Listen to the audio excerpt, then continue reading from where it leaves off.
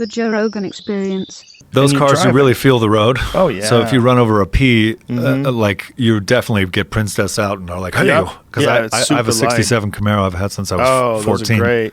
It's my first car. Oh, that's amazing. Yeah. You have your first car? Yeah. Fuck. Yeah. God damn. And there's been times when I haven't done well or something. I've had to sleep in it and all these things. So we have this long relationship and it never breaks down. It's always just wonderful we're wonderful to each other, and you feel the road when you hit something. You're like, hey, right, and so you're attached to it.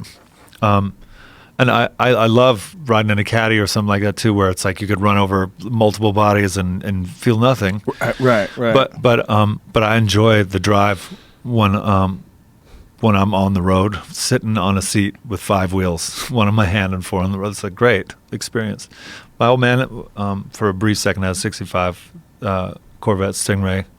They're amazing cars. The way that thing looks, like they just nailed it. It's very organic. Yeah, they nailed it. It's definitely taken off of a Stingray. Like someone was like, ooh. Well, I don't know. I mean, it doesn't really look like a Stingray to me, but what it looks like is just... It's that front, like, there's that bit of that shaping, that inspiration of the shape to me. I guess, yeah. And I think I'm so always at a loss when it's like, if you could make something and you're going to ask everyone to help you and we're going to grab all this shit from wherever we're going to grab it from, can we make it look cool or no? Or like, what is your aversion to... Not everything has to look like an egg or a drop of water. Right. And if it does, can we do that like as cool looking as possible?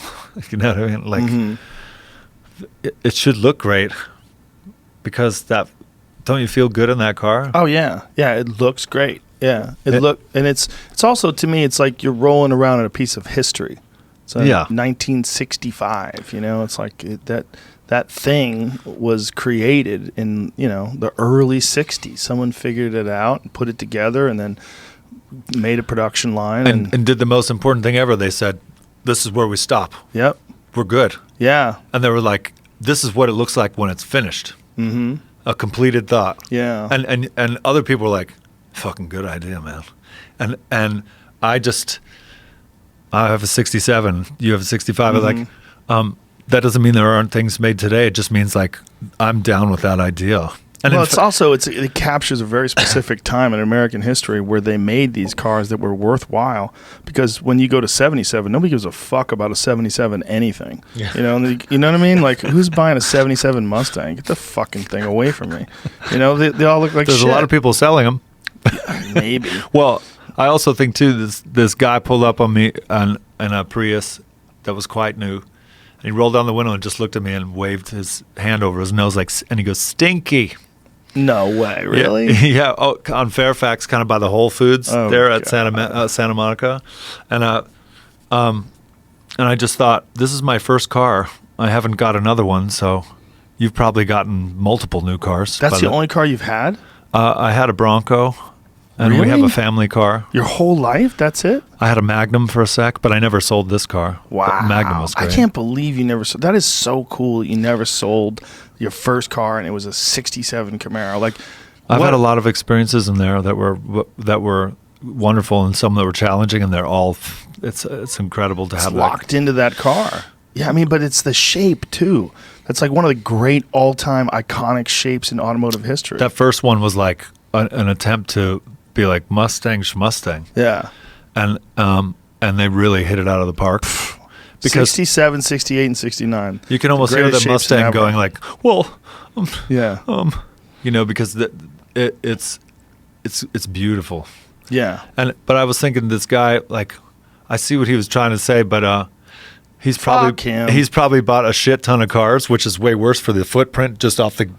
Plus, batteries are made on 3 continents. Well, what does he think he's going to do? Fix you by going stinky? He's just being a twat. He's trying to build himself up again by breaking me down. But like my grandpa always said, he didn't swear very much. But he one of the things he was like, I'd have to give a shit for it to matter.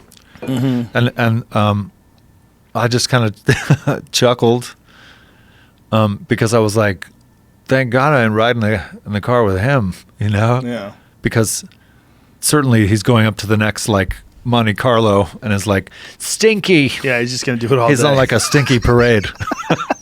He's driving around in a car that gets 50 miles to the gallon, just mocking everything with a V8. Yeah, but also like on a stinky parade, and that's a something I don't want to float on. It's a lot of negativity pumping out there. Yeah, but it's just weird to roll down your window and do that to people. Like, come on, man. Come on. Well, certainly that's too much free time in my book. Yeah. You know, what's this, too much self-righteousness? Yeah, stinky. Stinky. There it is. Look at that one done up. Woo! Look at that bad boy. Oh well. God damn. If I could turn on my, Look, do you mind if I turn this on? I'll show you a picture. Is that yours? That mine looks. It says it's yours. Is it not yours? I don't think that's his. Isn't yours black? Or is yours silver? Yeah, it's silver. Is it like that? It looks a lot like that, except I don't have those. Actually, I used to have.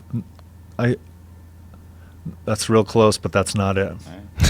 Fuck you, internet. But it's strikingly close. For example, this has no door handles and no mirrors. And yours does. And mine does. It also has a hood scoop from what seems to be a Corvette, actually, which mine does not have.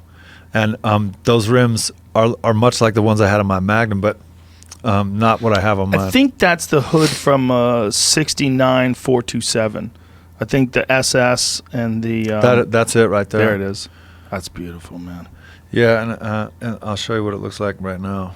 Because I ended up dropping a crate engine in there, which is... A GM? Which one? That's a dyno blueprinted 350 with wow. aluminum heads, so it weighs like 800 pounds less. And it sounds like you're stepping on glass, like in an endless Mazel Tov parade, too. Because like... Yeah. Like... You know, like a glass and a hanky? Yeah. Where they're like glass pack mufflers. Well, in truth, I tried to calm that down because as you crest 100 miles an hour, with the mufflers too loud, it's like, what? Yeah, it's a bit like being in a B-52 bomber for no reason. Like, you know? Yeah. And let's see, my rides. I'll show it if you don't mind there. Because it's lovely. When did you put the crate engine into it? About 5 years ago, and what a great idea that was. Oh yeah, changed the balance of the car, right? Oh yeah, and it's got a new front and rear clip under it. Oh nice. So it's on rails. Like beautiful. You couldn't roll that thing if you like lubed up the freeway. You know, like here it is. And I got these Hopster rims on it. Ooh, God, that looks good. You know what's amazing about it is I get in that car and I take the kids to school or something, and it's contagious because what happens is you feel really good, as you know, you get in it's 65 and you feel really good, and you pull up with a smile on your face and go, hey, and it's a daily driver, this thing. Yeah, it's my daily driver. And so that's a perfect rock star daily driver, by the way. Well, it's 67 Camaro. It's what it is something that makes me feel really good. That is not part of a crisis. Yeah. Not midlife. Not pre-life. Not post-life.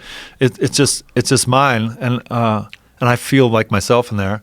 The kids get in there. I have 5-point seatbelts, so you don't need a car seat because I have a seatbelt that makes a car seat look like you're doing okay. Right. It's a harness. So it's a harness with springs that like slip. Mm-hmm. Anyway, so they can be in the car as it is, and take them to school, and kids go like, whoa, and they get out in that. Yeah. And that's how they start their day. Right. And it's like a little adventure. That shit is tight. Yeah, that is tight, man. Like even being in traffic, like people are really nice to you too. They pull up and they go, yeah, most of them. Yeah, well, some go stinky, but don't forget about that guy. Behind the ass of something cool is stinky. Yeah, well, that's true too.